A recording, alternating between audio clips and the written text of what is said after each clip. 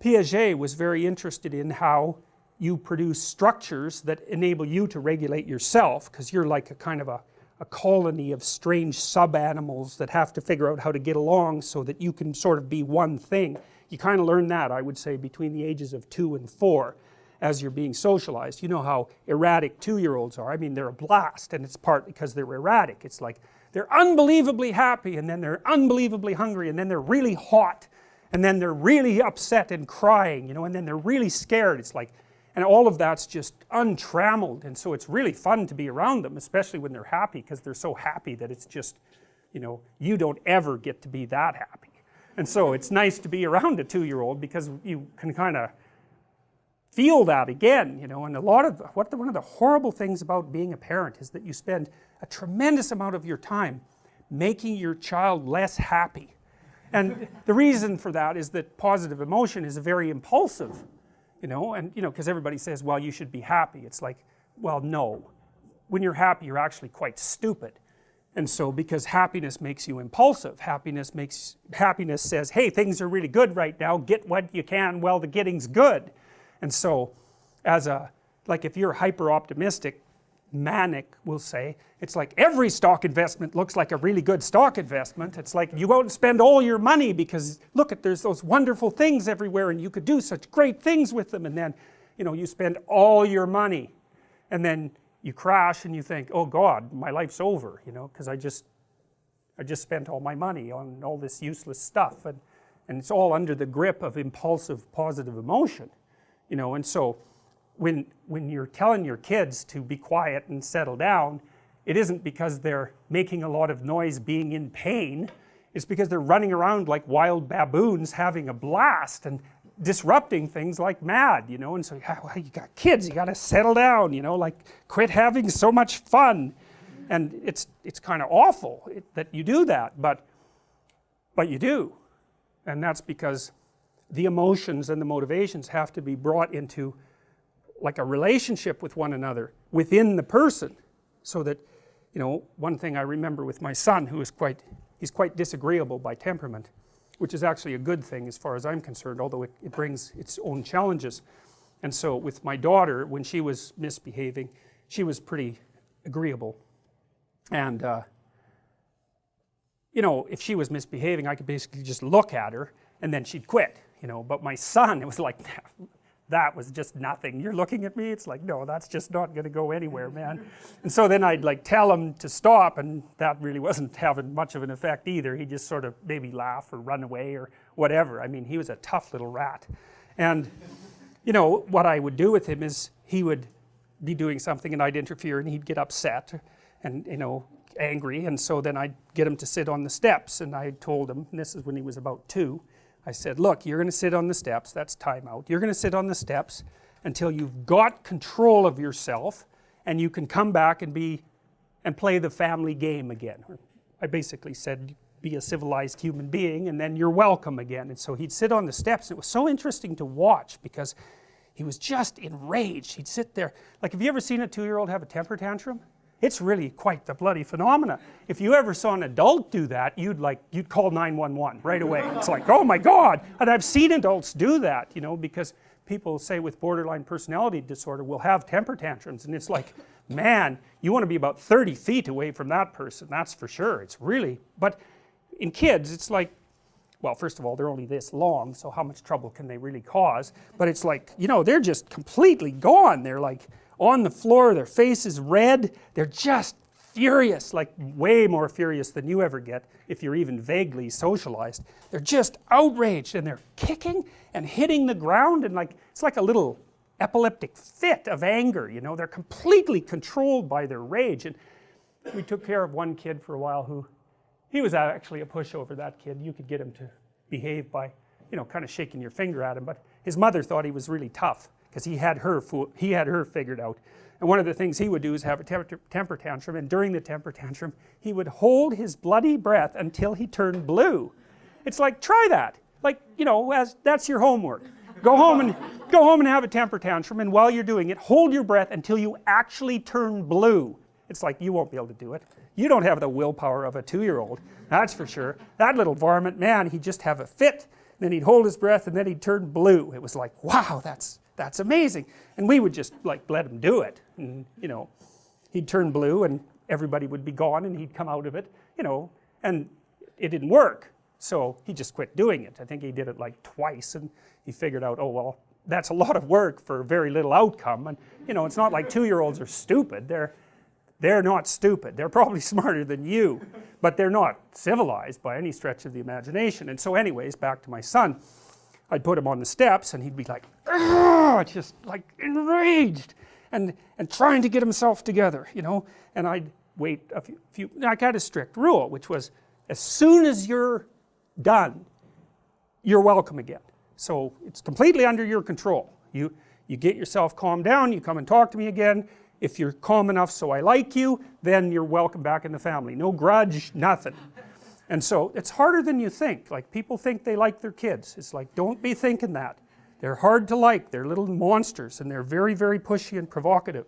And so lots of parents do not like their children, and they do terrible things to them their whole life. So it's no joke, and it's very common. And you know, that was Freud's observation, fundamental observation, that a lot of psychopathology is rooted in the family, and you can be sure of that. You know, and when you hear about some mother who's done something terrible to her child, which happens reasonably frequently, you know perfectly well that she has a very terrible capacity to discipline. The child's just provoked her and provoked her and provoked her and provoked her and provoked her, and it just happens to be a day where her new boyfriend left and she's quite hungover and she got fired, and it's like, that's the wrong day to provoke her. And then she does something that is not good, and you read about it and you think, well, how could that happen? How could anyone do that? Well, that's how they do it. And so, and kids are very provocative, just like little chimps. Chimps will, the adolescents will like throw little pebbles and sticks at the sleeping larger males and bug them. And that teasing, which it is, that teasing turns into full-fledged dominance challenge behavior once the adolescent males get big enough to do it.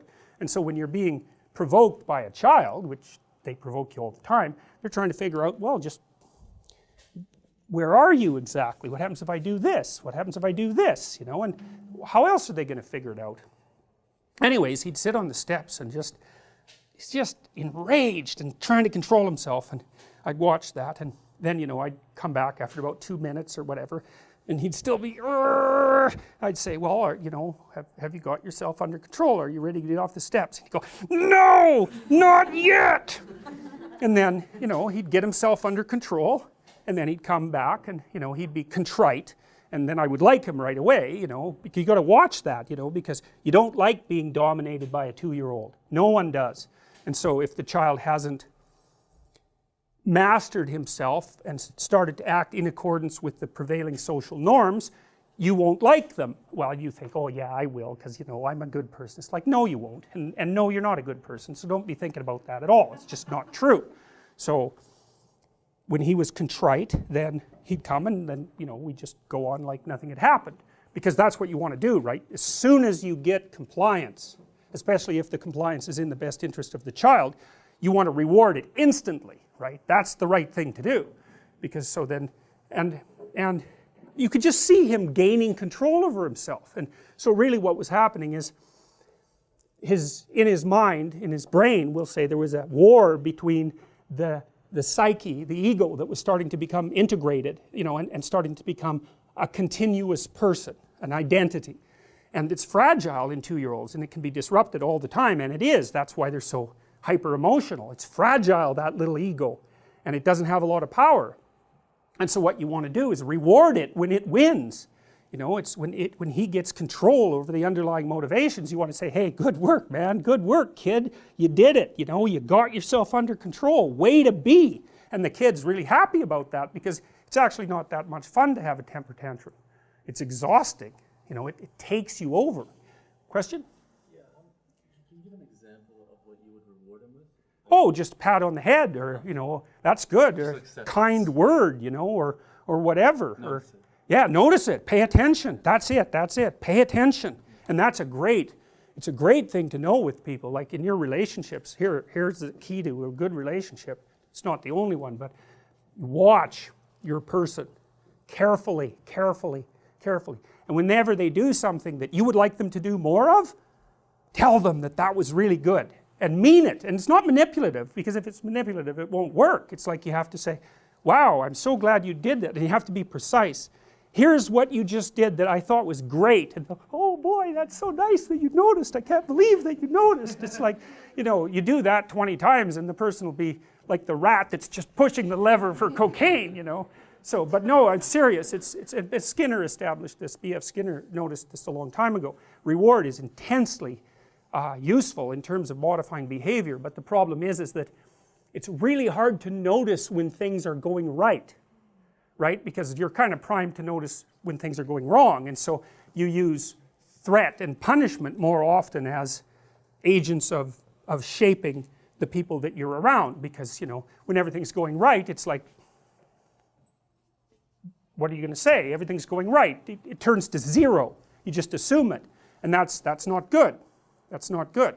You want to pay attention, and if your person, your children, your wife, your whoever, your mother, your sister, if you want to rectify your relationships with them, and I'm not saying to do this in a manipulative way, it won't work, but if they do something that's promoting harmony and peace and goodwill, it's like, attend to it, tell them that you noticed. It's like, it's so useful, and you have to get rid of your grudges and your resentment to do that, right? Because you're kind of mad at your sister, and then you notice she does something good, you think, there's no goddamn way I'm going to reward her for that, so you ignore her when she does something good. It's like, that's brilliant, that is, because then you've just punished her for doing what you want.